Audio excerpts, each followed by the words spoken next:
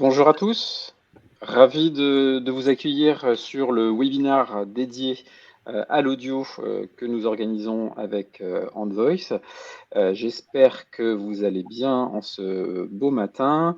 Nous avons déjà une trentaine de participants. On va attendre 2 petites minutes. Et puis, ce que je vous propose, c'est de pouvoir ensuite évoquer ce levier, l'audio, qui est un levier en fort potentiel, qui n'est pas forcément encore très fortement utilisé. Et l'idée, c'est de voir avec vous comment on pourrait utiliser davantage en fait ce levier grâce à tous les avantages. Donc, on a pu s'entourer d'experts, comme vous allez le voir. Je regarde, voilà, on va laisser quelques secondes. Et puis, on va commencer à enchaîner sur ce webinaire. Allez, on y va. Donc, ravi encore une fois d'être avec vous. Alban, donc je suis le CEO d'Handvoice. On a le plaisir d'organiser avec Rim, notre responsable marketing, ce webinaire. C'est un webinaire qui est vraiment dédié au levier audio, sur lequel on va essayer d'être le plus précis, le plus complet possible. Et pour cela, on s'est entouré d'experts. Et je laisse la parole à chacun de nos experts pour se présenter en quelques mots, lui et bien sûr son entreprise. Agathe?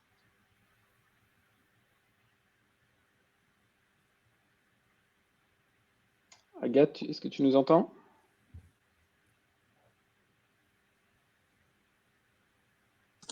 Agathe, tu dois être en mute. Oui, peut-être. Sinon, Mathieu, ou tu peux peut-être te présenter? Oui, donc moi, bonjour à toutes et à tous. Donc, ravi de participer à cet événement. Donc, Mathieu Debondu, je suis responsable acquisition chez Damar. Je suis donc en charge de l'ensemble des leviers d'acquisition du SEA, retargeting, display, social ads et bien d'autres choses, ainsi que la partie SEO. Et donc, forcément, un sujet, la radio online était super intéressant pour nous, puisqu'on l'a testé et on va vous partager quelques résultats. Nicolas? Oui, bonjour à tous. Merci Alban et la team Handvoice pour cette matinée. Donc Nicolas Ballard, directeur commercial en charge chez Deezer, en charge de toutes les problématiques de monétisation, de brand content, de programmatique et d'AdSales au global sur tous les formats. Et Mickaël? Bonjour à tous, bonjour Alban. Pareil, merci beaucoup pour l'invitation à cette matinée dédiée à l'audio. Donc moi, je suis en charge chez Altis Media de la commercialisation de l'audio, donc tant la partie radio que la partie audio digital, et ça sur l'ensemble des marques du groupe. Super, merci beaucoup à tous. Est-ce qu'on a retrouvé Agathe? Bon, Agathe va essayer de nous rejoindre, j'imagine. C'est la joie du direct. Ah si, c'est bon. Agathe, on t'entend.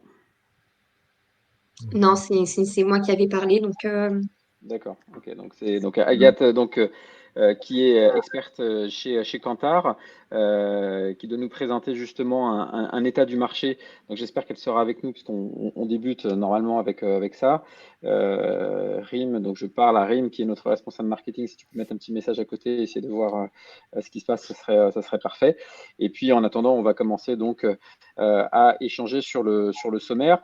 Donc, ça va se découper en plusieurs parties. L'idée, c'est de passer une petite heure ensemble. On va évoquer en fait le marché de l'audio. On va évoquer ensuite comment Deezer accompagne les marques sur l'audio, comment Altis justement aide les annonceurs sur la pub audio digitale. On vous expliquera comment Handvoice en fait coordonne ce type de choses et on aura un cas concret avec Damar qui nous expliquera comment Damar a pu exploiter la campagne audio au cours de sa campagne hiver 2023. Vous avez quelques petits outils sur Livestorm, vous avez le chat et vous avez en fait les questions. Donc vous devez, j'imagine, le voir. Donc le chat, vous pouvez donc bien sûr échanger entre vous. Et vous avez un petit module questions. Donc spécifiquement, si vous avez des questions, n'hésitez pas à les poser. On essaiera d'en prendre une ou deux lorsque c'est vraiment lié à la présentation. Et puis, de toute façon, on a une session de questions-réponses. Si elles n'ont pas pu être traitées au fil de l'eau, on a une session de questions-réponses à l'issue en fait, des présentations et avec plaisir pour répondre à toutes vos questions. Donc, n'hésitez pas, c'est beaucoup plus interactif lorsqu'il y a des questions. Si vous avez la moindre interrogation, vous le mettez dans le chat et puis on y répondra. J'avais juste, pour débuter, Rim, si tu peux passer, j'avais donc Rim. Voilà, merci. Voilà, ah bah Agathe est revenue. Tu nous entends, Agathe? Est-ce que vous m'entendez? Oui, là c'est bien, super. Vous m'entendez mieux? Ouais, oui, très bien. Voilà. Donc, Agathe, je vais te laisser te présenter. Et Rémi, si tu peux me mettre la slide juste avant, s'il te plaît, qui est passée. Désolée pour ce petit contretemps. Donc moi je travaille chez Kantar Media, hein, donc il y a un institut de veille de marché sur les investissements publicitaires, sur les créations publicitaires et sur la partie digitale, je travaille également aussi sur la segmentation d'audience. Et puis j'ai une casquette un petit peu particulière puisque je travaille aussi au sein de l'Alliance Digitale, je gère un groupe de travail sur l'audio digital. Donc c'est pour ça que j'ai aussi cette spécificité de connaissance de l'audio digital. Voilà, donc on est ravis de t'avoir. On a cru qu'on t'avait perdu quelques là, ça marche quand on a fait les tests justement. Mais c'est comme en télé, c'est la joie du direct. Donc le tout, c'est de retrouver l'antenne comme on dit. Aim, si tu peux juste me mettre sur la slide avec les deux chiffres. Voilà.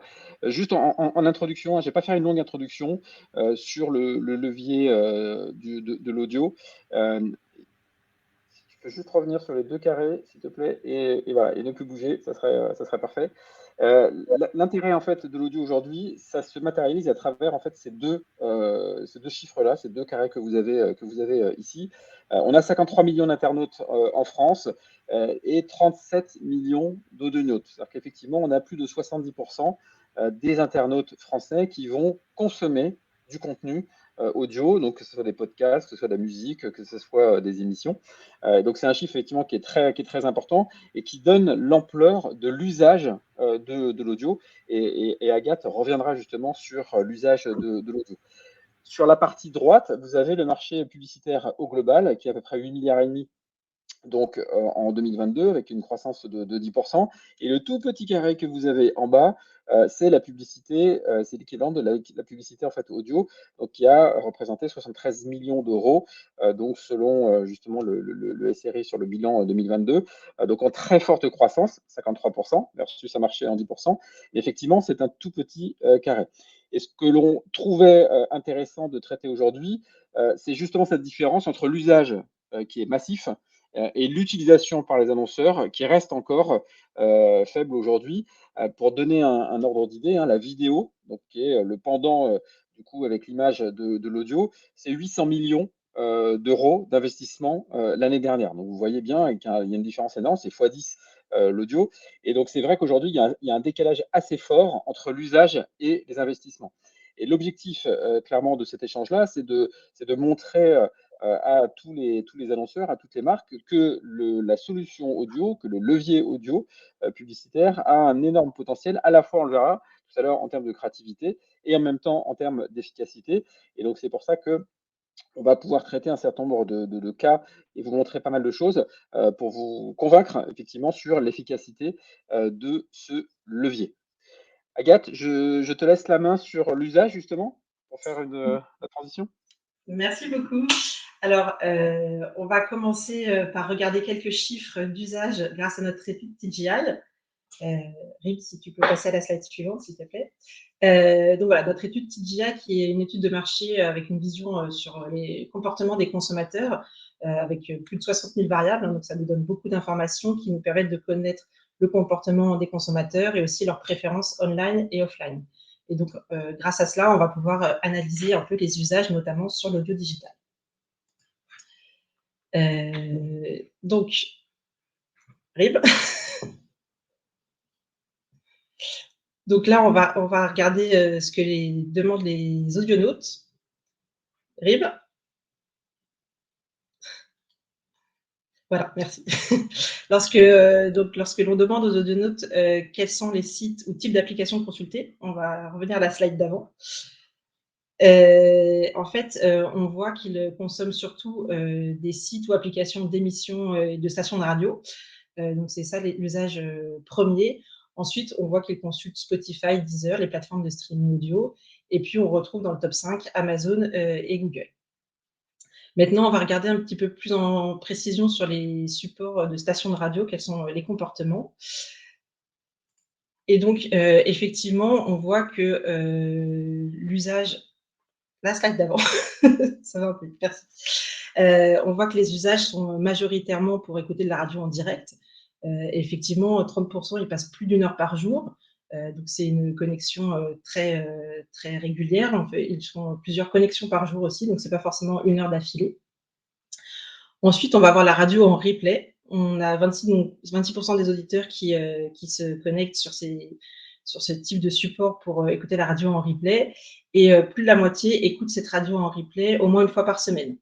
Et pour 18%, c'est une connexion qu'ils font tous les jours. Ensuite, un peu plus loin, en 6e position, on va avoir l'écoute des podcasts natifs, qui sont un usage qui est principalement réalisé sur les smartphones. On le retrouve aussi un petit peu sur les ordinateurs. Par contre, après, en termes d'usage sur les enceintes connectées, c'est plutôt les web radios qui sont utilisées sur ce type de device. Et l'utilisation des podcasts permet donc d'avoir des écoutes assez rapides, d'écouter un contenu ciblé qu'on a choisi. Et donc, on constate que la majorité des écoutes sur ce type de contenu ne dépasse pas plus d'1 heure par jour.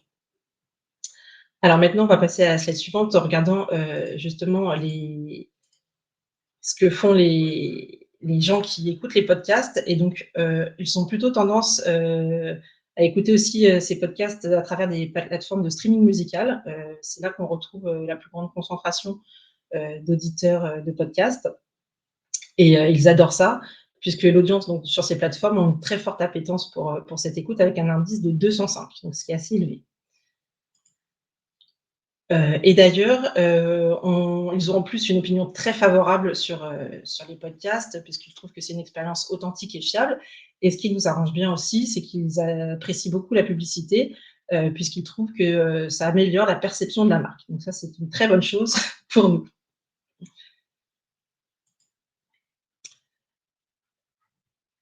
Donc, ensuite, on va analyser la partie publicitaire de ce levier. Donc, pour cela, Quentin Média réalise un baromètre qui s'appuie donc sur 8 acteurs majeurs, qui nous permet de recueillir l'ensemble des campagnes réalisées sur ces supports et de suivre l'évolution du marché. Donc, si on regarde les chiffres sur ce levier-là, c'est une veille qu'on a mis en place depuis 2018, donc ce qui nous permet de mesurer l'évolution au fil du temps. Et on voit qu'en 2022, il y a eu une très forte progression des impressions publicitaires qui ont été diffusées sur ces plateformes, puisqu'on a plus de 48% qui ont été diffusées. Donc, effectivement, on avait eu une période un peu de creuse en 2020-2021, donc ça se comprend avec le contexte qu'on a subi. Et donc aujourd'hui, en 2022, on a quand même plus de 3 milliards d'impressions publicitaires qui sont servies sur les supports audio-digital en publicité. Si on regarde ensuite l'évolution du nombre d'annonceurs, puisqu'effectivement, on a vu que les usages augmentaient sur les plateformes, mais il faut suivre aussi si les annonceurs suivent le mouvement. Et effectivement, en 2022, on a vu que ça marquait vraiment un tournant en termes d'engagement des annonceurs, puisqu'on a enregistré plus de 400 nouveaux annonceurs sur l'année 2022. Donc, c'est vraiment une belle évolution. En termes d'annonceurs les plus actifs, on va retrouver comme premier secteur la distribution. C'est souvent effectivement ce secteur-là qui est le plus actif sur la radio également. Et on retrouve dans le top 10, même le top 5 des acteurs sur l'audio digital, on retrouve effectivement 4 grandes marques de la distribution. On va ensuite retrouver comme secteur l'automobile, qui est très présente, et puis le secteur des services. Par contre, ce qu'on remarque, c'est que le top 10, qui en 2021 réalisait 41% des investissements publicitaires, c'est un petit peu dilué. Et c'est effectivement lié à l'entrée de nouveaux annonceurs, puisque là, on a un top 10 qui réalise seulement 35% de l'activité. Ouais, Donc, ce qu'on voit, je pense, à travers ces chiffres-là, c'est la forte croissance, hein, que ce soit le chiffre d'affaires, le nombre d'annonceurs, le nombre de pages, etc. On a vraiment plus de 50% et on retrouve une structure qui est assez proche de la radio, ce que tu disais, hein, la distribution, l'automobile, etc. Mais néanmoins, ce que tu disais justement sur ta dernière mention, c'est une baisse en fait du top 10 qui montre qu'il y a une démocratisation aussi de ce levier-là. oui, effectivement, on a vu qu'il y a beaucoup de nouveaux acteurs dans le domaine aussi de l'informatique, des services qui se sont emparés en fait de ce levier. Merci Agathe. Est-ce que tu avais des choses à ajouter ou c'est bon pour toi? S'il n'y a pas de questions, c'est bon pour moi. Pas de questions à ce niveau-là, mais donc n'hésitez pas sur les usages et sur le marché publicitaire aussi à poser des questions et puis on pourra y répondre tout à l'heure. Donc ce qu'on voit, voilà, c'est l'usage est très important. On voit qu'il y a une très forte progression sur l'activité publicitaire au niveau des marques. D'abord emparé par on va dire les acteurs classiques en fait de la radio et de plus en plus, comme tu le dis Agathe, une démocratisation avec de nouveaux annonceurs parce qu'effectivement l'audio, c'est pas forcément un réflexe que l'on a. On pense toujours, ah bah tiens, l'audio en digital, c'est comme la radio. Vous allez le voir là à travers les explications de Nicolas et de Michael, c'est pas du tout le cas. C'est un levier qui est largement plus souple justement sur le digital et ça permet de faire comme de la radio, mais avec des choses plus interactives et puis en même temps beaucoup plus simples à mettre en place. Nicolas, tu peux nous dire comment Merci, oui. justement Deezer accompagne les annonceurs sur ce levier-là? Bien sûr, merci Alban. Merci Agathe. Effectivement, pour rebondir sur ta présentation, Agathe, clairement sur le marché publicitaire, je vois un tournant depuis 1 an et demi, 2 ans, où les marques viennent uniquement pour de l'audio digital et pas seulement sur un complément radio, sur des investissements à 6 chiffres uniquement pour un publisher comme Deezer par exemple. Et voilà, on voit que cette démocratisation, elle se fait, que le portefeuille est moins concentré et que nous avons en France, mais aussi à l'étranger, mais en tout cas pour la France, on est un pays majeur en termes de développement de l'audio digital, mais on le voit aussi ailleurs. Voilà, des annonceurs qui viennent spécifiquement pour l'audio digital, parce qu'aujourd'hui, on a une possibilité de targeting comme l'ensemble des médias, que j'allais dire, l'achat programmatique, c'est cette bascule technologique du direct au programmatique s'est fait à une vitesse très accélérée. Aujourd'hui, 80% des investissements des marques, en tout cas chez nous, sont en programmatique. Donc voilà, juste pour faire une parenthèse, il est clair qu'on voit une accélération sur le levier. Merci. Donc pour présenter et faire un petit focus sur Deezer, s'il te plaît, Rim, si on peut passer la slide. Je me permettrai de lever la main, voilà, juste comme ça pour que ce soit plus simple. Donc l'ADN de Deezer, c'est l'innovation. Elle infuse l'ensemble de nos services, hein, aussi bien côté produit, strat, que côté régie publicitaire, et j'en dirai un mot. Donc nous verrons la strat chez Deezer aujourd'hui. Quelle est-elle? Comment au sein de l'audio, on a révolutionné notre stack technique pour proposer une excellence technologique et comment la diversification au sein de Deezer Brand Partnership est proposée à l'ensemble des marques sur différents leviers.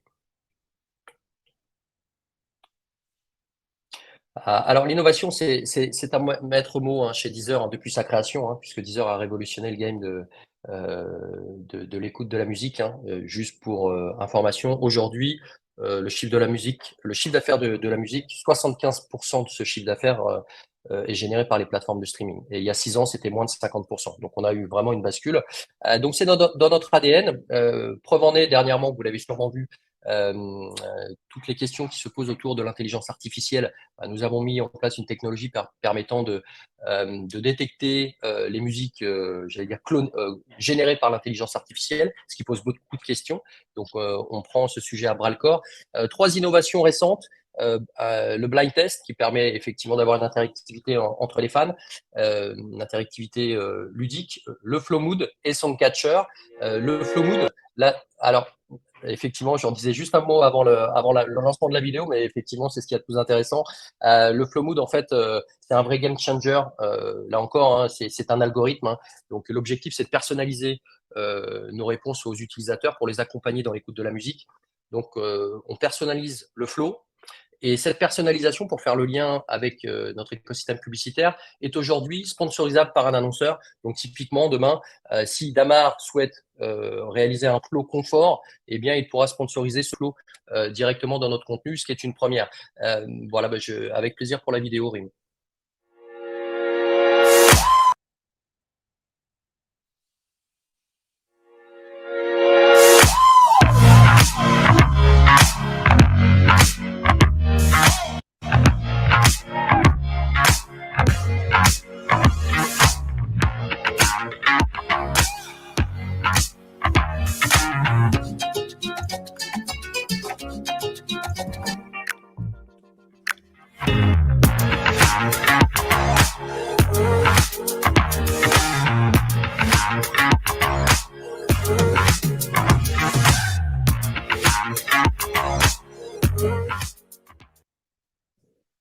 Merci Rim. Donc la force de l'émotion dans la musique n'est plus à démontrer, notamment dans les collaborations avec les marques. Donc la nouveauté, c'est de proposer à nos partenaires d'intégrer notre écosystème et de partager cette émotion. C'est rendre Deezer plus interactif et divertissant avec vous. Alors, juste pour vous, si vous êtes team Deezer, dans l'écoute musicale, Songcatcher, je vous invite à le tester, reconnaît en fait quand vous fredonnez vos chansons. Donc c'est assez incroyable, même quand vous êtes mauvais chanteur comme moi, ça marche. Donc voilà, donc on est vraiment au cœur de la voilà de l'interactivité et de la personnalisation. Pour parler du marché publicitaire, deuxième partie, Rim, s'il te plaît. Donc on a un écosystème premium pour les annonceurs, ce qui est important à l'ère de l'attention, de la brand safe. Effectivement, on est totalement brand safe avec un catalogue identifié, clearé par les majors. Une audience loguée, c'est la force de Deezer. 90% de nos deals sont réalisés sur des datas socio-démo principalement, ou sur des clusters que nous avons créés en fonction du surf des internautes. Donc un ciblage de qualité avec des indices d'art à plus de 70% et une complétion garantie. Donc c'est voilà, en fait l'audio digital aujourd'hui reprend tous les codes et KPIs de performance de la vidéo ou d'autres voilà formats qui ont fait leurs preuves, mais qui ont mis du temps effectivement, comme tu le disais Alban, de passer à l'usage, à l'investissement. S'il te plaît, Rim. Alors, l'objectif est de proposer bien sûr une excellence technologique à l'ensemble de nos clients. Donc, on a revu notre stack technique, on l'avait pas fait depuis très longtemps. Donc, refonte totale ad server Google, connexion directe surtout avec The Trade Desk et Hawk, ce qui permet un investissement vertueux et éthique. Voilà, je serais ravi de répondre à vos questions sur ce sujet. Et bien sûr, on a limité le nombre de SSP. L'objectif, c'est de répondre en fait aux demandes quand les connexions machine-to-machine sont plus simples. Donc, on a plusieurs SSP connectables. Voilà, donc l'objectif est de proposer une excellence technologique, comme on le voit sur d'autres médias, encore une fois. C'est le cas dans l'audio et c'est le cas chez Deezer. Au niveau des formats publicitaires, autre point, la qualité. Vraiment, je pense que c'est le maître mot aussi pour la montée en puissance de ce média. C'est en tout cas chez Deezer, mais on le voit chez d'autres partenaires également, c'est un seul format, donc une émergence maximale, pas de tunnel de pub, donc une attention maximisée et un spot pouvant aller de 20 à 60 secondes, adaptable selon les créations, avec, on le voit, une volonté des marques de faire de la création originale, j'allais dire, et pas une reprise de la radio. Voilà, c'est encore timide, mais en tout cas, avec notre studio, on accompagne les marques pour ça. Et le dernier point, c'est un petit mot sur le programmatique garanti, disponible également chez Deezer. Voilà, sur mai dernier, pour donner les derniers chiffres, c'était 20% des investissements des marques.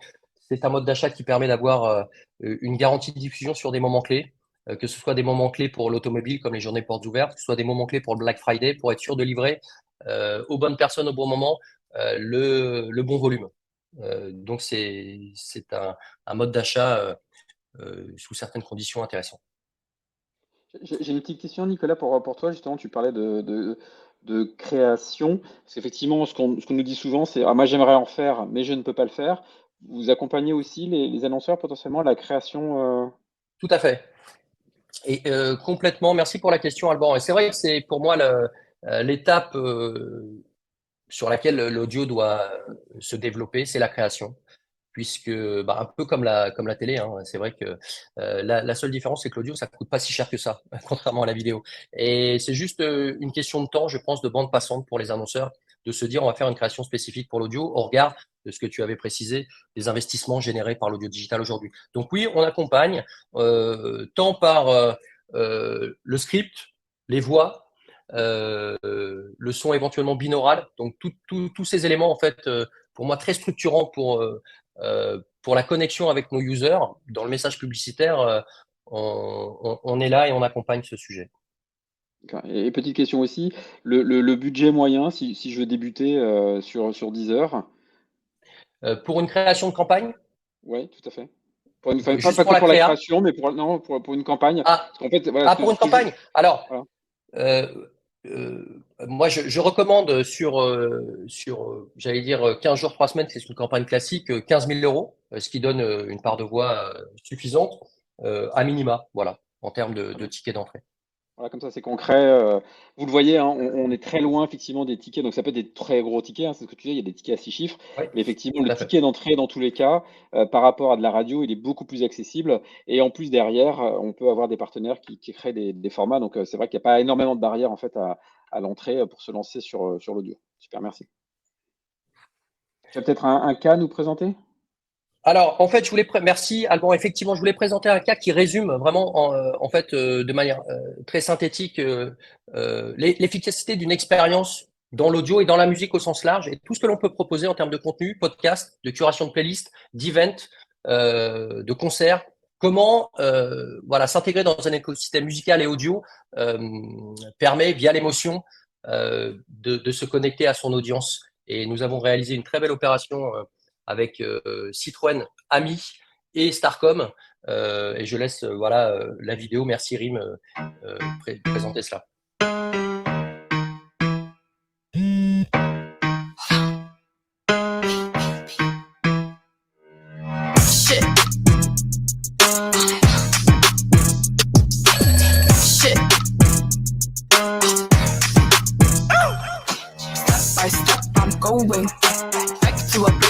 Take a little nap. Step by step, I'm going back to a place where I take a little nap. You know I go like this. Step by step, bitch, you'll get trapped in a hole deep.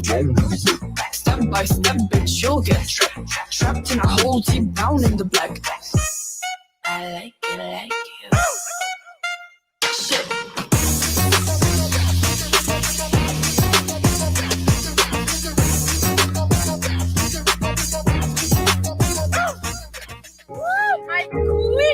J'ai un truc très cool à vous dire. Yo la famille. Mais cette meuf que tu l'aimes, va dire à ton père qu'il te ment. I step, I'm going back to a place where I take a little nap. Step by step, I'm going back to a place where I take a little nap. You know I go like this. Step by step, bitch, you'll get trapped in a hole deep. Step by step, bitch, you'll get trapped in a hole deep down in the black.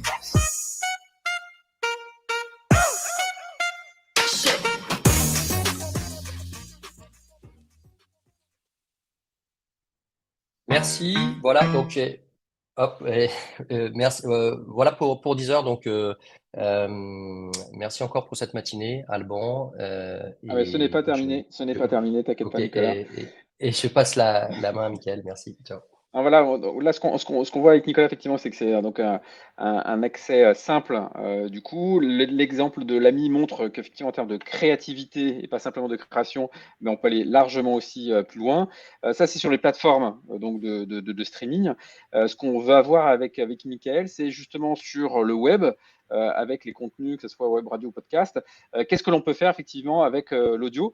Michael, tu peux nous présenter Altis et les différentes solutions? Oui, merci Alban.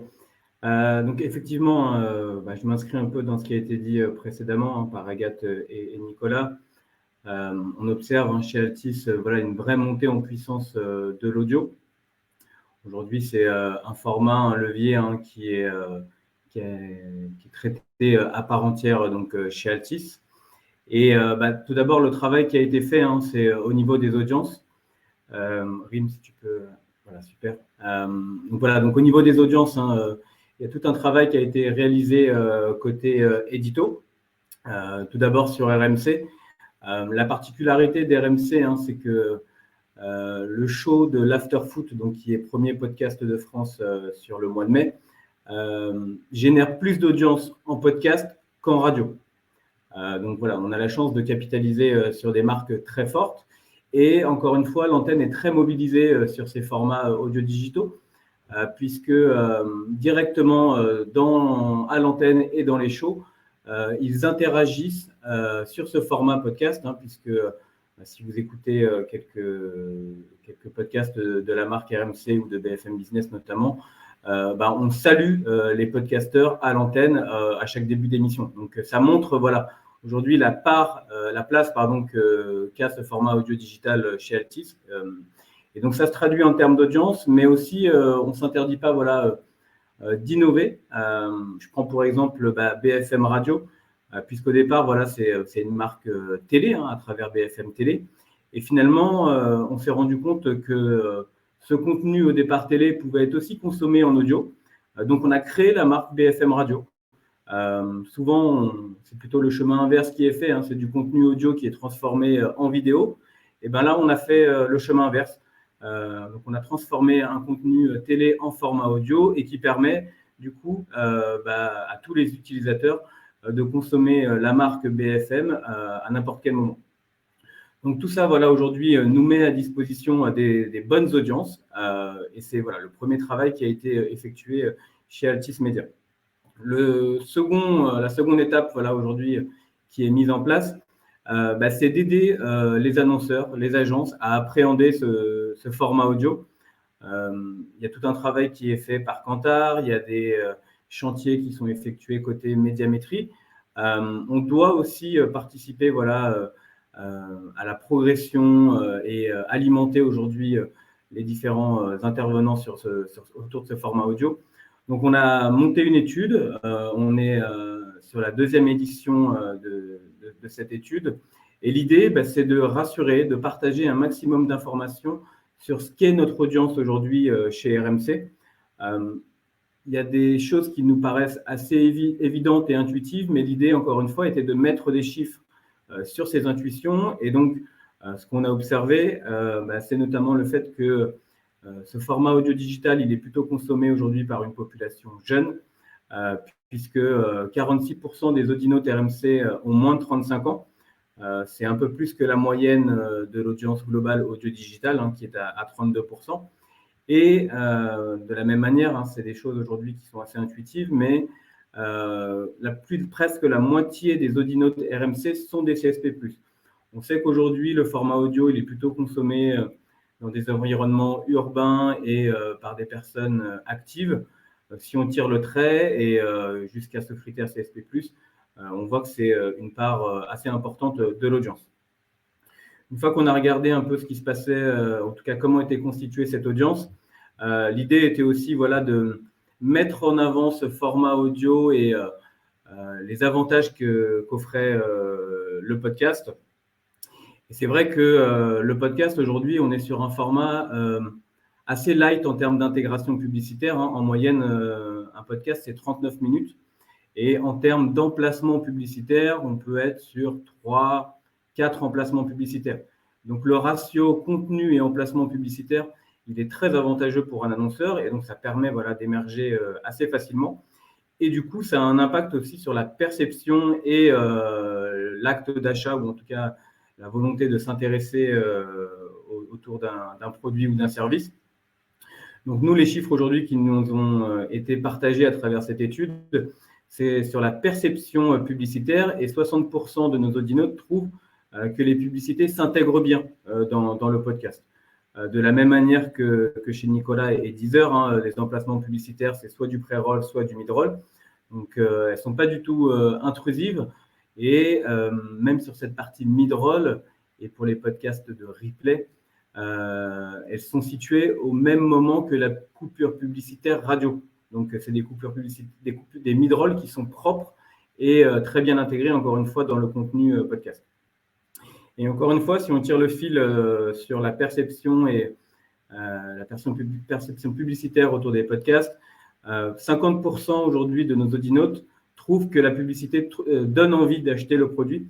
Donc, dans cette logique de drive to store ou drive to web, le format podcast est une bonne solution, un bon levier à activer côté agence et annonceur. Et Mickaël, là, tu parles vraiment du podcast. Chez vous, il y a plus d'activation sur le podcast que sur le live audio? Alors, c'est plus ou moins équilibré. En fonction de la stratégie, il peut y avoir une part plus importante d'un format ou de l'autre. Je pense notamment à une stratégie autour du branding, où le podcast souvent est un peu plus activé que la partie live. Et c'est vrai que sur la partie live, on est principalement sur des acteurs issus de la radio et qui viennent déployer sur ce format en complément de la radio. Donc voilà, c'est les grandes stratégies aujourd'hui qu'on observe, mais au global, encore une fois, le mix est assez équilibré. Une fois qu'on a mis en avant donc, ces insights à travers cette étude, l'idée était encore une fois de rassurer et de partager pour nos clients, mais cette fois-ci à travers un volet tech, donc le ciblage data. Chez Altis, donc voilà, on a la chance d'être adossé à un opérateur telco. Donc, on capitalise sur cette configuration. Et aujourd'hui, sur la partie audio digitale et comme sur la partie vidéo, parce que c'est important pour nous aujourd'hui de mettre l'audio au même niveau que les autres formats digitaux, on propose du ciblage data. Cette data aujourd'hui, elle est issue de 3 sources. La première, donc je le disais, issue de l'opérateur SFR. Donc voilà, vous imaginez bien qu'aujourd'hui, en termes de volume, cette data est assez importante. Il y a une data qui est issue de notre plateforme de SVOD RMC BFM Play. Donc voilà, on est sur de la data loguée aussi. Et pour finir, on a de la data qui est issue de la navigation des internautes sur nos sites. Donc tout ça, voilà, aujourd'hui, nous permet d'avoir un pool de segments assez important et surtout de cibler de manière différente de ce qui est fait en radio. Côté radio, voilà, on a un ciblage qui existe à travers notamment Médiamétrie et assez figé. Sur l'audio, en fonction des besoins et en fonction aujourd'hui des data qui sont à disposition, on peut créer des segments sur mesure pour nos clients. Donc tout ça nous donne aujourd'hui des segments intérêts et intentionnistes, mais aussi des segments socio-déterministes. Socio-démo et déterministes, pardon. Alors, à contrario de Nicolas, moi, je ne vais pas citer les annonceurs, mais je vais vous partager deux use cases qui ont existé donc, sur l'univers audio-digital Altis. Le premier, c'était dans une logique de recrutement. Alors, même si je ne cite pas les annonceurs, on est sur des annonceurs plutôt historiques de la radio, donc des annonceurs robustes, on va dire. Donc, le premier cas, encore une fois, était elle avait pour objectif de recruter des artisans. On est sur aujourd'hui une marque qui propose un service d'installation de ces produits au domicile des clients. Et il y avait un besoin de recrutement, mais sur certaines zones de France. On sait aujourd'hui qu'il y a une vraie tension sur certains secteurs en termes de recrutement. Donc, il y avait la nécessité de réagir rapidement. Et l'audio digital, comme on se le disait, permet cette souplesse et de mettre en place une campagne rapidement. L'audio digital permet aussi de géolocaliser certaines zones. Et surtout, le dernier élément qui a permis de convaincre donc, l'annonceur, ça a été le volet intimiste. Aujourd'hui, quand on écoute un podcast ou même sa radio à travers un casque, c'est vrai qu'on est isolé. Je le disais aussi auparavant, on est sur une pression publicitaire moindre versus les formats historiques, versus les médias historiques. Donc tout de suite, l'attention est beaucoup plus importante. Et donc, pour un sujet tel que le recrutement, cet avantage que propose aujourd'hui l'audio a été retenu. Donc, pour un ticket assez raisonnable et sur une durée d'à peu près 3 semaines, L'annonceur donc a déployé sur certaines zones et alors c'est pas toujours le cas, mais cette fois-ci on a eu un feedback. L'annonceur a été extrêmement satisfait de cette campagne puisqu'il a reçu plusieurs centaines de CV suite au déploiement de cette campagne. Donc ça, c'était le premier use case. Et le deuxième, il a été déployé une fois qu'on a proposé donc, ce volet data au marché. On est sur un annonceur, encore une fois, historique de la radio et qui a plutôt habituellement une logique mass média. Mais il voulait tester voilà, ce volet data pour cibler de manière précise un segment qui est, à savoir l'intérêt automobile. Il a continué à déployer de manière globale en audio digital, mais en parallèle de ça, il a activé ce segment intérêt automobile pour tenter, et il nous a fait un feedback positif aussi là-dessus, de maximiser voilà, la visite sur site et donc les leads, voire même voilà, les prises de rendez-vous en concession. Et Donc, sur, voilà, sur ces deux exemples-là, tu peux nous donner une fourchette aussi de budget pour être oui, alors aussi. on est à peu de choses près hein, sur ce qu'évoquait Nicolas, hein, donc entre 15 et 20 000 euros, et sur des durées à peu près similaires, hein, entre 2 et 3 semaines. C'est aujourd'hui voilà, le cadre qui est déployé par la majorité des annonceurs et qui fonctionne bien. Super. Donc voilà, donc c'est les deux aujourd'hui use cases qui ont existé chez Altis et qui, je trouve, mettent bien en avant les forces de l'audio digital. Merci beaucoup, Mickaël. Voilà, ça nous permet effectivement de voir un autre volet de l'audio, les plateformes de streaming et puis le podcast de l'autre côté. On a une question effectivement sur le podcast tout à l'heure, je la garde pour la fin parce que je pense que tu vas avoir beaucoup de choses à dire. Si tu peux regarder Mickaël et Nicolas aussi, certainement, voilà, comment se lancer dans les podcasts quand on n'y connaît rien. Voilà, je vous laisse réfléchir et puis on le perle et on y répond tout à l'heure si ça vous va. Voilà, donc on a deux beaux exemples de médias permettant justement de toucher des audiences avec des choses assez différentes et en même temps on retrouve une certaine similarité, la souplesse, l'efficacité et puis de l'accessibilité. Ce que je vous propose de voir, c'est comment on peut intégrer un dispositif audio dans on va dire, dans un dispositif plus global. Deux mots, nous, sur Envoice. Envoice, nous, on opère des campagnes sur le display, sur tout le display. Voilà, donc tout ce qui est hors GAFA. Et l'idée, c'est de pouvoir justement combiner pour une marque tous les leviers, dont l'audio, on va en parler tout à l'heure justement, au sein d'une même approche. Donc pour ça demande beaucoup d'algorithmes d'une part, et en même temps, on fait très attention, ça demande une approche responsable pour maîtriser justement la notion de pression publicitaire. Alors, une fois que j'ai dit ça, généralement, ça, c'est le type de choses sur lequel on intervient. C'est ce fameux tunnel. Donc, on a un DSP, en fait, qui est propre, qui permet justement de gérer la totalité des prises de parole sur le tunnel de conversion. Donc, à chacune des étapes, une partie branding, une partie prospection, une partie reciblage et une partie feed. Et c'est vrai que l'audio, on l'a testé il y a quelques mois maintenant sur la partie branding et justement, Mathieu de Damar nous expliquera comment ça s'est passé. Mais c'est vrai qu'aujourd'hui, c'est quelque chose qu'on propose quasiment systématiquement sur cette partie branding. Il doit y avoir une partie vidéo. Et ça, je pense que c'est un réflexe qui est maintenant ancré dans les mœurs de toutes les équipes marketing. Mais en même temps, il doit aussi y avoir un pendant audio. Et ça, c'est vraiment notre job de tous les jours, de pouvoir convaincre les annonceurs de se lancer, puisqu'on voit effectivement qu'il y a beaucoup d'avantages. Et on va le voir aussi au niveau des résultats. C'est très intéressant.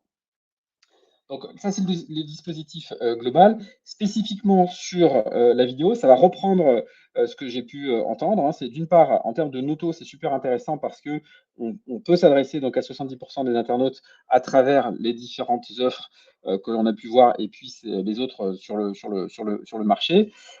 Ça peut à la fois renforcer un dispositif radio, mais aussi justement le remplacer. C'est ce qu'on évoquait tout à l'heure. De plus en plus de dispositifs audio ne sont pas simplement des relais d'une campagne radio, mais sont aussi spécifiquement une prise de parole audio digitale. Donc c'est ça qui est intéressant, il y a une réelle souplesse. La pertinence du ciblage. Donc nous, on a nos propres algorithmes de ciblage. Nicolas et Mickaël évoquaient aussi la partie data qui est importante chez eux. On voit bien effectivement qu'à travers l'audio digital, on peut aller un cran beaucoup plus loin que simplement sur la radio, puisqu'en fait, sur le digital, il y a beaucoup plus de données et qu'on est capable effectivement de la traiter rapidement et donc d'avoir des ciblages plus pertinents. Et après, le dernier point, c'est effectivement l'audience. C'est exactement ce que j'ai entendu il y a quelques secondes de la part de Mickaël. Lorsqu'on est en fait en digital, généralement, on a un casque, généralement, on a des écouteurs et autres, et on est vraiment dans notre bulle. Ce qui veut dire que l'impact en fait du message audio est beaucoup plus fort que lorsqu'on passe la radio à la maison ou dans un magasin. Il y a du bruit, il y a différentes personnes, et en fait, on n'entend pas forcément très bien le son. Lorsqu'on est sur de l'audio digital, on est vraiment dans sa bulle, et c'est vrai que l'audience est beaucoup plus captive et attentive sur ce support-là. Alors, aujourd'hui, j'ai mis quelques chiffres sur l'audio tel qu'on le pratique chez nous. Donc, nous, on a un DSP indépendant, donc on va se connecter en fait justement à des spécialistes en fait de l'audio, que ce soit en direct ou à travers des spécialistes spécifiques. Donc, on va pouvoir se connecter en fait à toutes les plateformes. C'est à peu près 2,4 milliards en fait de formats audio disponibles aujourd'hui. Donc, ça vous donne aussi une notion de puissance. Clairement, il y a de la puissance en fait sur l'audio. On vous a mis un chiffre qui est généralement ce que l'on constate, c'est le coût au message audio complété à 100%, qui est inférieur à 3 centimes d'euros. Donc, ce qui est très, très compétitif et qui est très proche en fait de ce qu'on peut retrouver également sur la vidéo. On retrouve des chiffres qui sont très, très proches pour des spots qui sont vraiment des spots complets, des spots de 20, 25, 30 secondes. Et on voit effectivement avec des taux de complétion qui peuvent aller de 60 à 80%, voire à 100%, en fonction effectivement du tunnel et du type d'intégration. Et dans tous les cas, effectivement, quel que soit le contenu audio, l'intégration est vraiment poussée et on arrive en fait à avoir des résultats très, très intéressants. C'est une petite synthèse en fait voilà, c'est exactement ce que j'ai entendu tout à l'heure. Voilà, il faut démystifier en fait l'audio. On a toujours la crainte effectivement de se dire l'audio digital ça coûte cher, c'est pas pour moi, etc. Voilà, nous la façon dont on le gère aussi chez Envoice, on le voit, c'est des tickets entre 5 et 20K. Voilà, donc c'est pas des gros tickets d'entrée, donc c'est vraiment en fait un produit accessible. Le spot, voilà, ça peut. Nous on travaille avec des partenaires. Généralement, ce qu'on constate, c'est que c'est aux alentours de 3 000 € pour faire le spot. Ça peut être un petit peu moins, ça peut être un petit peu plus ce qu'on fait, mais on est très loin effectivement d'un spot type Chanel en télé. C'est vraiment quelque chose d'ultra accessible. Et les campagnes moyennes, voilà, c'est entre 2 et 4 semaines. Donc, c'est des formats qui sont relativement courts, qui peuvent être très réactifs en fait, justement, par rapport à un événement, que ce soit les soldes ou le lancement d'un produit ou une promotion, avec des délais de validation aussi qui sont très courts. Généralement, la radio comme la télé, on doit s'y prendre largement en avance, des mois en avance. C'est pas du tout le cas en fait sur l'audio digital.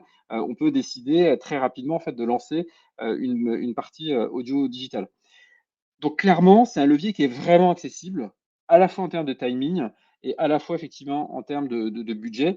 Et donc c'est ce qui permet donc de faire en sorte de pouvoir tester assez facilement. Et c'est justement ce que l'on a fait avec Mathieu et Damar, que l'on accompagne maintenant depuis quelques années sur l'approche display au sens large, où lorsqu'on leur a parlé en fait d'audio digital, Damar, qui est toujours une marque à la recherche d'innovation, voilà, nous a donné un go assez rapidement et on a travaillé sur un beau dispositif donc que Mathieu va nous décrire. Oui, effectivement, un bon test bien intéressant, mais en quelques mots, je vais vous rappeler, même si j'espère que vous connaissez Damar, puisque on est une enseigne qui existe depuis longtemps et sous peu, là, on va fêter nos 70 ans. On est surtout connu pour le thermolactyle, c'est vrai, avec le slogan « Froid, moi jamais », mais on est aussi sur d'autres innovations, d'autres labels comme Climatil, où là, c'est chaud, moi jamais, avec un toucher frais. Le Perfect Fit avec toute une partie en fait pour avoir une belle silhouette avec notamment notre gamme de jean, body et l'amorti, le confort au niveau de la chaussure. Donc notre cœur de cible, c'est la femme de 55 ans et plus. Et lorsque par contre on parle du thermolactyle et plus précisément le sous-vêtement en fait, c'est-à-dire le t-shirt de dessous qui tient chaud, là on s'adresse à toute la famille.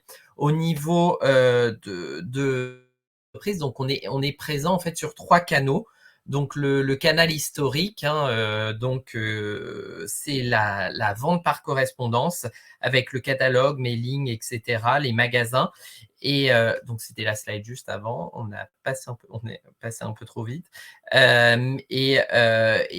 Et on est également présent en magasin avec 90 magasins et le web exactement, qu'on souhaite vraiment continuer notre digitalisation.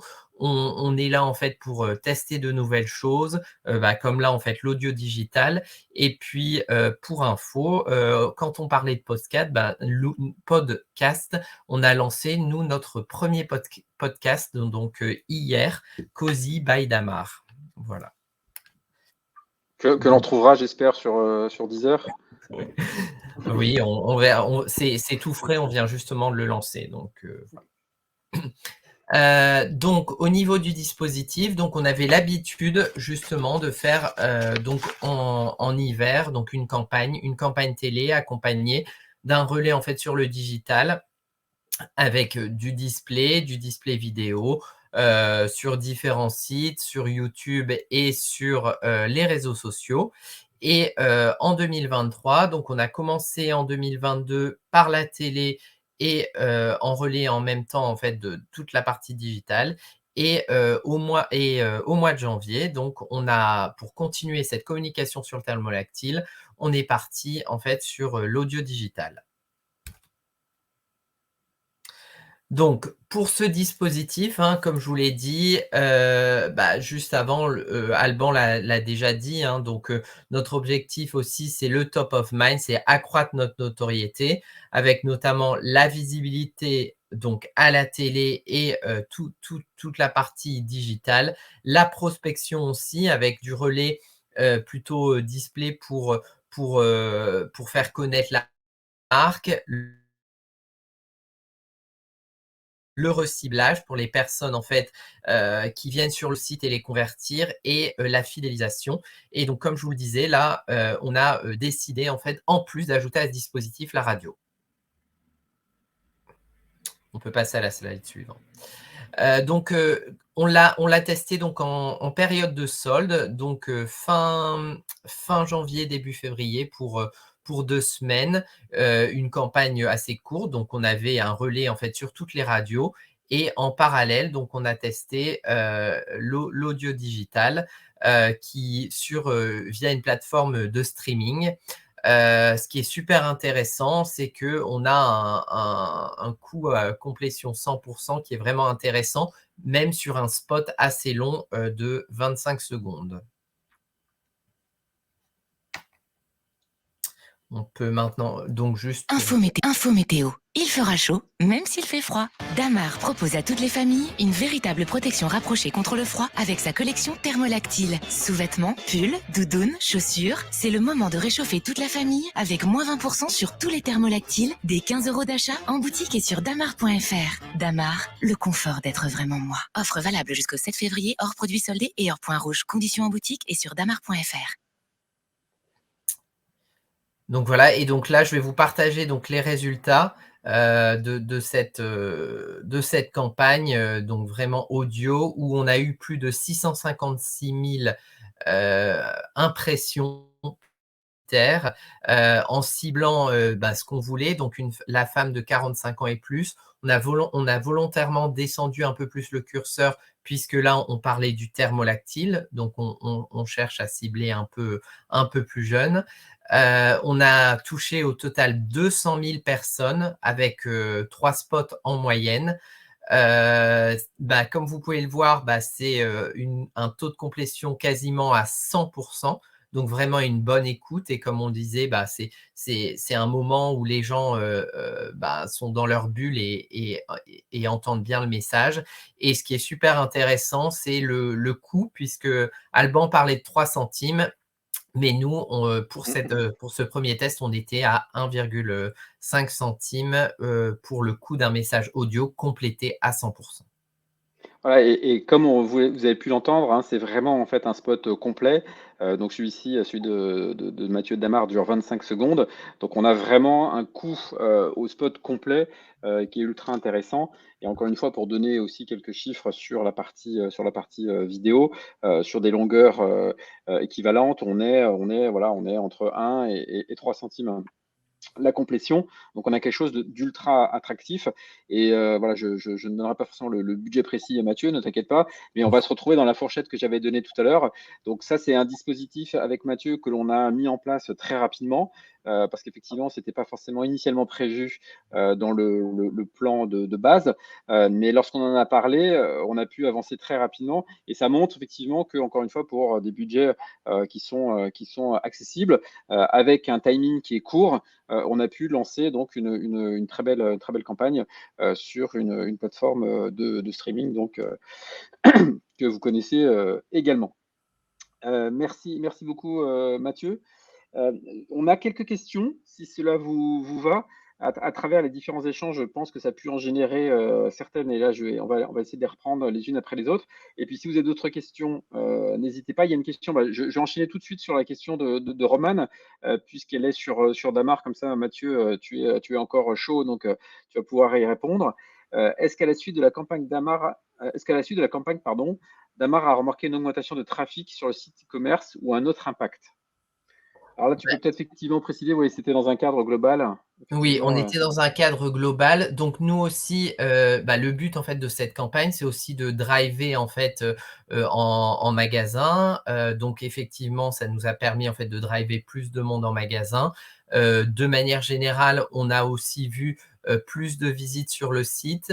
Mais c'est vraiment en fait le dispositif global, puisqu'on a eu une prise de parole en fait de fin septembre jusqu'à début février, avec des petites coupures en commençant vraiment par la télé, le digital, et ensuite pour finir avec l'audio. Et c'est vrai que tout au long de cette période, on a vraiment eu un bon trafic sur le site. On était en croissance par rapport à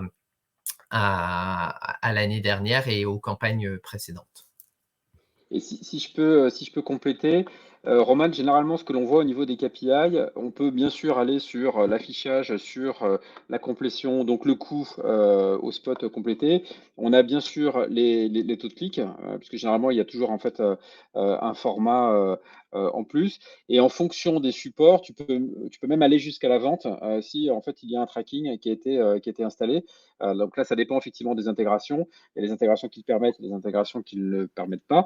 Mais l'idée, c'est de pouvoir avoir, un petit peu comme l'audio, non seulement une très bonne visibilité sur l'impact sur le top of mind, mais en même temps aussi sur les ventes. Et on entendait tout à l'heure de la part d'Agathe qui parlait des principaux en fait, annonceurs sur l'audio digital. Il n'y a pas de miracle, on retrouve toute la grande distribution. Et donc, du coup, c'est du Drive to Store. Pour répondre en fait à ta deuxième question, qui est comment est-ce que l'audio serait pertinent en fait sur la partie Drive to Store? Peut-être que Nicolas et Mickaël, vous avez aussi des cas sur la partie Drive to Store, des gens qui ont des boutiques qui veulent développer du trafic en magasin? Oui, je confirme. Effectivement, le Drive to Store est un axe clé des marques lorsqu'elles viennent sur l'audio. Donc, et ça s'accompagne d'ailleurs souvent de la DCO, donc de créa adapté en fonction des lieux sur lesquels elles communiquent, donc selon la zone de chalandise, mais aussi selon d'autres KPIs qui peuvent être la météo ou d'autres indicateurs. Donc oui, le Drive to Store est un point clé pour les marques, pour certaines marques en tout cas. Donc différentes technologies le proposent et voilà, ça fait partie intégrante d'une communication audio aussi. en termes de Et là, on va performance. retrouver les avantages aussi du digital, hein, je rebondis. C'est Le ça. digital va permettre des ciblages géographiques très fins et relativement aisés, hein, c'est clair. Ça va permettre de gérer sur des heures, de gérer le temps. Donc, tous ces indicateurs-là qui sont plus complexes en fait à gérer sur la partie radio ou en tout cas moins souple, là, ça permet de le gérer en fait plus facilement, de pouvoir adapter aussi des plans comme sur le digital, mais sur ce levier en fait audio. Michael, c'est quelque chose que vous voyez aussi beaucoup, Drive to Store? Oui, et j'irai même aussi au Drive to Web, hein. Il y a des chiffres, hein, qui sont parus. Aujourd'hui, l'audio digital est écouté à 60% sur le mobile. Donc, à travers les ID et tout en restant dans un cadre RGPD, bien entendu, voilà, il y a différentes solutions qui permettent de mesurer à la fois le Drive to Store et le Drive to Web. Donc, aujourd'hui, le canal d'écoute permet de répondre à ces deux logiques. Parfait. Question de Perle. Quel conseil pour une marque qui veut lancer un podcast, pardon, j'arrive, et qui ne connaît rien à ce canal? Est-ce qu'il y a des choses est-ce que vous accompagnez aussi les marques sur la création de contenu type podcast? Alors oui, alors, il y a peut-être une précision à faire dans la question. Est-ce que c'est faire du podcast publicitaire ou faire un podcast de marque? Dans les J'imagine deux. que c'est un podcast de marque, a priori, sur la Voilà, tournure. donc dans ce cas-là, effectivement, on accompagne les annonceurs sur ce volet-là. Il y a beaucoup plus de storytelling qui est fait et ça permet aussi d'évoquer des sujets, voilà, qui ne sont peut-être pas évoqués de manière sur le volet publicitaire. Le podcast offre, voilà, cette possibilité. On peut le faire en marque blanche ou adossé à une marque média, mais c'est des choses effectivement qui existent chez Altis. Est-ce que vous avez d'autres questions? Il y a une question là d'Abel, je vais y répondre aussi. Si vous avez d'autres questions, n'hésitez pas. Comme ça nous permet effectivement d'être le plus concret possible. Donc, en attendant, Abel pose une question simple. Quelle est la durée moyenne d'un spot audio digital? Alors, vous constatez, on est sur- c'est... Pardon Nicolas, je vais juste me permettre de répondre parce que ce qu'on observe, hein, côté Altis, hein, c'est forcément le volet radio et le volet audio. Et aujourd'hui, dans la majorité des cas, c'est le spot radio qui est repris en audio digital. Donc, on est sur un format proche des 30 secondes. Pour autant, et au regard de tout ce qu'on vient de se dire durant cette session, nous, on recommande, voilà, un format un petit peu plus court. Donc, ça inclut du coup peut-être des frais de production supplémentaires, mais la recommandation se situe plus à 15-20 secondes. Nicolas, tu as un complément? Non, tout est dit. Effectivement, 95%, je pense 90% aujourd'hui des créas audio sont des créas issus de la radio. Et avec une vraie volonté, je pense, de tout le monde demain d'être sur des spots plus courts versus l'attention, comme on l'a vu sur la vidéo, hein. Vraiment, encore une fois, la vidéo est un bon exemple. On pousse pour des créas plus courtes et plus adaptées à l'usage dont parlait Mickaël, au casque. Nous, 85% de l'écoute se fait au casque. On est dans un environnement intime, personnel. Donc, on a énormément de créativité à pousser sur ce type d'écoute. Oui, clairement, je pense que je vais compléter aussi. C'est-à-dire que nous, ce que l'on voit, c'est de base, c'est un relais du spot radio. Donc, on va retrouver effectivement quelque chose qui est très radio. Mais de plus en plus, on va retrouver des créations en fait spécifiques qui sont plutôt voilà, 15-20 secondes. Ce que l'on voit spécifiquement, par exemple, je vais reprendre le cas de Damar. Parce que Damar, typiquement sur la partie vidéo, fait des spots de 15, 25, 30 secondes. On essaie de tester en fait différentes mesures en fait à chaque fois. Ce que l'on constate tout de même, c'est que voilà, descendre trop bas, il y a assez peu d'écart entre un 15 secondes et un 20, 22 secondes. Donc voilà, souvent le conseil que je donne et que l'on partage en fait avec Mathieu, c'est de maintenir une durée quand même suffisante parce que du coup, ça permet d'ancrer davantage en fait la marque sans pour autant aller jusqu'aux 30 secondes, même si le 30 secondes, il n'y a pas forcément une déperdition en fait qui est forte et ça dépend encore une fois du type d'intégration. Est-ce que c'est skippable ou pas skippable? Mais voilà, effectivement, je pense qu'on va dire que la bonne durée, c'est entre 15 et 25 secondes pour la partie audio. Donc, ce qui permet aussi d'avoir des choses assez accessibles. Encore une fois, j'insiste sur cette partie-là, mais sur la création en fait du spot, c'est pas très compliqué et normalement, il y a beaucoup de votre agence doit être capable de le faire ou les partenaires sont capables de le faire. Et donc ça, c'est pas forcément un frein parce que j'entends souvent ce frein, j'ai pas de spot donc je peux pas faire d'audio. Bon, généralement, ça c'est pas réellement en fait un frein. Il y a beaucoup de solutions possibles. Alors, je regarde, est-ce que vous avez d'autres questions? A priori, on a fait le tour. Je laisse une dizaine de secondes à ceux qui pourraient être en cours de rédaction. Et puis, sinon, je vois pas d'autres questions en fait apparaître. Merci beaucoup à tous. Merci à Agathe, à Nicolas, à Mickaël, à Mathieu et à Rim qui est en backstage que vous ne voyez pas, mais qui a géré de main de maître cette prise de parole. Merci à vous tous d'être venus. Donc, vous recevrez, je vais répondre tout de suite à la question parce que généralement, c'est une question qu'on nous pose souvent. Est-ce qu'il y a un replay? Oui, il y a un replay. Et oui, vous allez le recevoir en fait dans les prochaines heures. Donc, vous pourrez revoir, réécouter en fait pas ce podcast, mais après ce live audio et en même temps vidéo. Mais donc, du coup, vous pourrez retrouver en fait, je pense, un certain nombre de tips, de conseils pour vous lancer dans l'audio. Vous le voyez, c'est vraiment un format accessible, très intéressant en termes de performance, avec beaucoup de possibilités. Donc, libre maintenant à vous de vous lancer sur ce format. Je vous souhaite une très bonne journée à tous. Merci à tous les intervenants encore une fois. Et puis, à très bientôt pour un autre sujet traité avec Handvoice. Merci, à bientôt. Bonne journée à tous. Merci beaucoup. Merci. Merci.